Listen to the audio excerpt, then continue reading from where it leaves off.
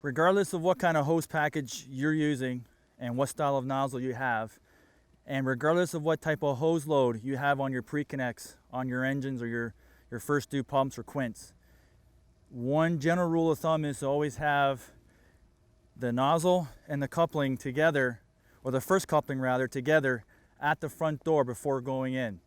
When I'm pulling off my hose line off the actual engine, I'm pulling it off, and maybe 200 feet of hose on that pre-connect.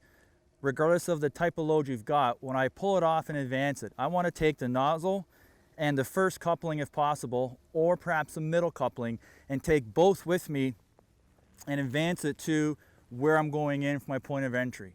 The two should be lined up. By doing so, gives me at least guaranteed 50 feet of hose ready for advancement. If it's the middle coupling, it may be 100 feet. Why do I want to have the coupling beside my nozzle? It's to make the job of the nozzle firefighter a little bit easier when advancing the hose. They can be much more effective and efficient with advancing a hose line with this much hose flaked and ready to go versus the nozzle only and then one long length of hose going back to the pump. They become very ineffective.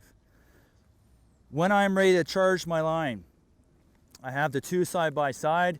I can yell for water from the pump operator while he is charging the line. I can have my knee on both of these together to control them, and while it's happening, I can get masked up to make entry in.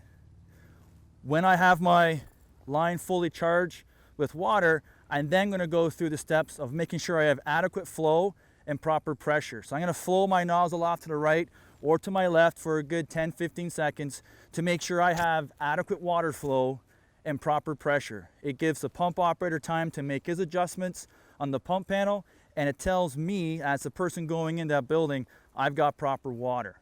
If I just do a quick little open the nozzle, bleed off the air, shut it off and go in, I'm not guaranteeing that I've got proper water or proper pressure. So flow for 10-15 seconds to the left or right, and then I know I have adequate flow.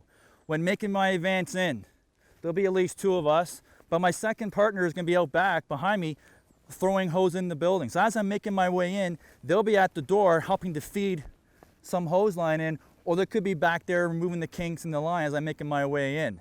So to be effective with my hose advancement, this kind of configuration here guarantees a little more ease than one long length.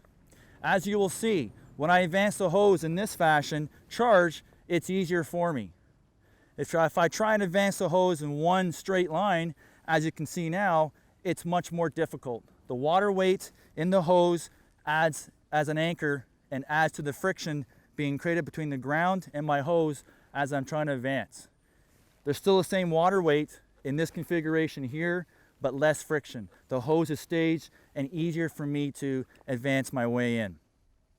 So regardless of what hose package you have, what nozzle you have, what hose load you use, when you pull off that load off your pre-connect, off the side beds, make sure you're advancing nozzle and the first or middle coupling with you to that front door for staging and proper interior attack.